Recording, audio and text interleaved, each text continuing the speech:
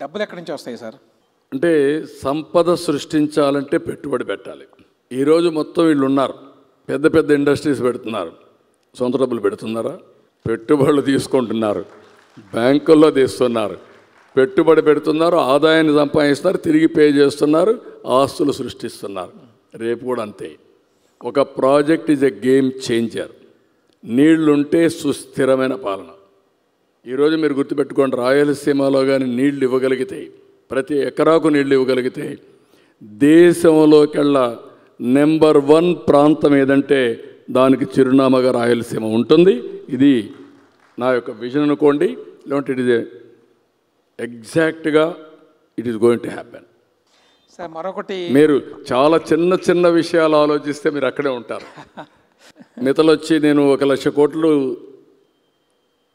Steel plant పెడతా అన్నాడు, అక్కడితో నేను వదిలిపెట్టలేదు. ఆయన 1,00,000 కోట్లు పెట్టి స్టీల్ ప్లాంట్ పెడతానంటే అతను కొన్ని కోరికలు చెప్పాడు నాకు. నేను అక్కడి నుంచి ఐరన్ ఓర్ తేవాలి.